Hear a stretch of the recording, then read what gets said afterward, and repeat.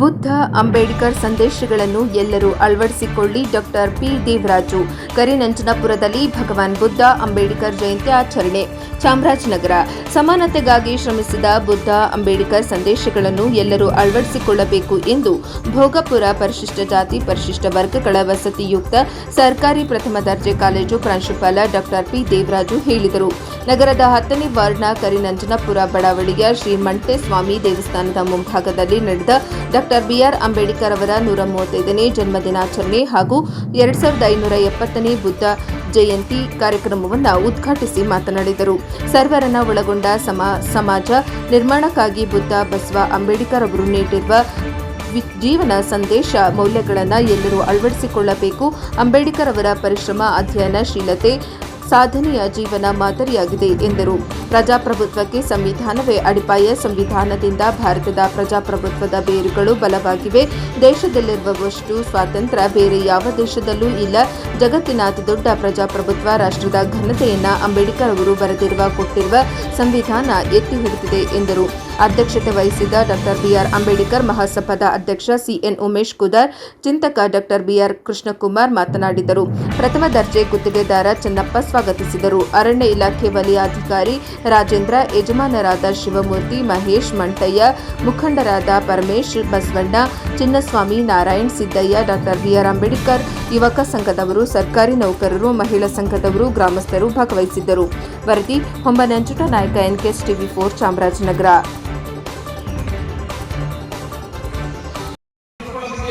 ಬಟ್ಟೆ ಇರಲಿಲ್ಲ, ನಮಗೆ ಜೀತ ಮಾಡಬೇಕಾಗಿತ್ತು. ಆ ಜೀತದ ಬದುಕಾಗಿತ್ತು ಅಂತಂದ್ರೆ ಇದು ಎಲ್ಲ ಊರುಗಳಲ್ಲೂ ಎಲ್ಲ ಸಂದರ್ಭಗಳಲ್ಲೂ ಸತ್ಯವೇ. ನಮ್ಮ ಒಬ್ಬ ದೊಡ್ಡಪ್ಪ ಇದ್ದ, ನಮ್ಮ ಅಪ್ಪನ ಅಣ್ಣ.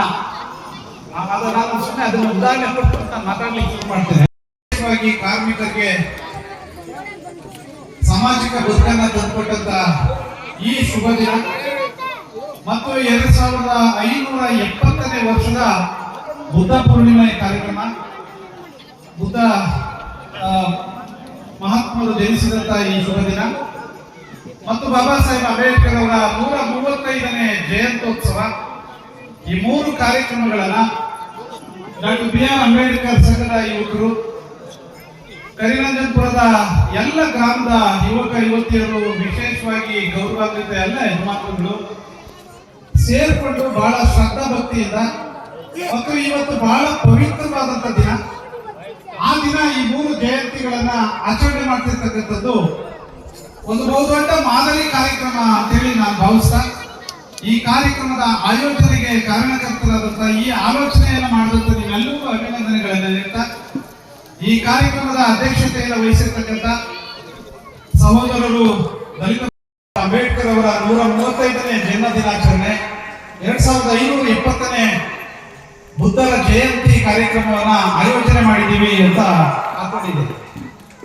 ಯಾಕೆ ನಾವು ಸೆಲೆಬ್ರೇಟ್ ಮಾಡಬೇಕು ಅಂತ, ನಾವ್ಯಾಕೆ ಅಂಬೇಡ್ಕರ್ ಅವರನ್ನ ನೆನಪಿಸ್ಕೋಬೇಕು, ಅವರ ಜಯಂತ್ಯೋತ್ಸವವನ್ನ ಯಾಕೆ ಮಾಡಬೇಕು ಅಂತೇಳಿ ಮತ್ತು ಅದರ ಅನಿವಾರ್ಯ. ಸಾಹೇಬ್ ಅಂಬೇಡ್ಕರ್ ಅವರು ಈ ದೇಶದ ಶೋಷಿತ ಸಮುದಾಯಗಳನ್ನ ನನ್ನ ಜನ ಅಂತೇಳಿ ಇವರನ್ನ ಈ ಸ್ಥಿತಿಯಿಂದ ವಿಮೋಚನೆ ಮಾಡಬೇಕು ಅಂತೇಳಿ ಅವ್ರು ಬದುಕಿದ್ದಂಥದ್ದು 65 ವರ್ಷ 8 ತಿಂಗಳು. 65 ವರ್ಷ 8 ತಿಂಗಳಲ್ಲಿ 30 ವರ್ಷ ಅವರ ವಿದ್ಯಾಭ್ಯಾಸಕ್ಕೆ ಅವ್ರ ಏಜನ್ನು ಕಳೀತಾರೆ. ಇನ್ನು ಉಳಿದಂಥ 35 ವರ್ಷಗಳನ್ನ ಕಂಪ್ಲೀಟ್ ಈ ಶೋಷಿತ ಸಮುದಾಯಗಳನ್ನು ಉದ್ಧಾರ ಮಾಡಲಿಕ್ಕಾಗಿ ತಮ್ಮನ್ನ ತಾವು ಅರ್ಪಣೆ ಮಾಡ್ಕೋತಾರೆ. ಈ ಸಂದರ್ಭದಲ್ಲಿ ಅವ್ರ ಹೋರಾಟ, ಅವ್ರ ಬದುಕು ಹೇಗಿತ್ತು ಅಂತಂದ್ರೆ ಅಂತ ಕಠಿಣವಾದಂಥ ಸಂಘರ್ಷದ ಬದುಕು ಅವ್ರದ್ದಾಗಿತ್ತು. ಮತ್ತು ತಮ್ಮ ಎಲ್ಲ ಜೀವಮಾನವನ್ನ ಈ ಶೋಷಿತ ಸಮುದಾಯಗಳ ವಿಮೋಚನೆಗಾಗಿ ನನ್ನನ್ನು ನಾನು ಅರ್ಪಣೆ ಮಾಡ್ಕೋತೀನಿ, ನಾನು ಬದುಕಿರೋದಾದ್ರೆ ಇವ್ರ ವಿಮೋಚನೆಗಾಗಿ ಅಂತೇಳಿ ಬಾಬಾ ಸಾಹೇಬ್ ಅಂಬೇಡ್ಕರ್ ಅವರು ತಮ್ಮನ್ನ ತಾವು ಅರ್ಪಣೆ ಮಾಡ್ಕೊಂಡಂಥದ್ದು. ಯಾರು ಶೋಷಿತ ಸಮುದಾಯಗಳು ಅಂತಂದ್ರೆ ಬಂಧುಗಳೇ, ನೀವು ಅರ್ಥ ಮಾಡ್ಕೋಬೇಕು, ಈ ದೇಶದ SC STಗಳನ್ನ ಶೋಷಿತ ಸಮುದಾಯಗಳು ಅನ್ಲಿಲ್ಲ ಬಾಬಾ ಸಾಹೇಬರು.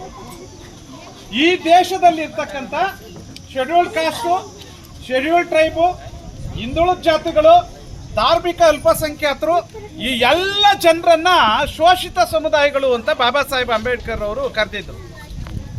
ಮತ್ತು ಇವ್ರನ್ನ ಶೋಷಿತರು ಅಂದ್ರೆ ನಿಮ್ಗೆ ಇನ್ನೂ ಅರ್ಥವಾಗಬೇಕು ಅಂತಂದ್ರೆ ಭಾರತದಲ್ಲಿ ಇರ್ತಕ್ಕಂಥ ಅಥವಾ ಕರ್ನಾಟಕದಲ್ಲೇ ಇರ್ತಕ್ಕಂಥ ಒಲೆ ಮಾದಿಗ ಜಾತಿಗಳಿಂದ ಹಿಡ್ಕೊಂಡು ಇವತ್ತಿನ ಕರ್ನಾಟಕದ ನಾಯಕ, ಉಪ್ಪಾರ, ಗೊಲ್ಲ, ಬೋವಿ, ಒಡ್ಡ, ಕುರುಬ, ಕುಂಬಾರ, ಮಡವಾಳ, ಬೆಸ್ತ, ಒಕ್ಕಲಿಗ, ಲಿಂಗಾಯತರಾದಿಯಾಗಿ ಎಲ್ಲ ಸಮುದಾಯಗಳನ್ನು ಶೋಷಿತ ಸಮುದಾಯಗಳು ಅಂತೇಳಿ ಬಾಬಾ ಸಾಹೇಬ್ ಅಂಬೇಡ್ಕರ್ ಅವರು ಅಂದ್ಕೊಂಡು ಅವ್ರ ವಿಮೋಚನೆಗಾಗಿ ತಮ್ಮ ಜೀವಮಾನವನ್ನು ತ್ಯಾಗ ಮಾಡಿದಂಥದ್ದು.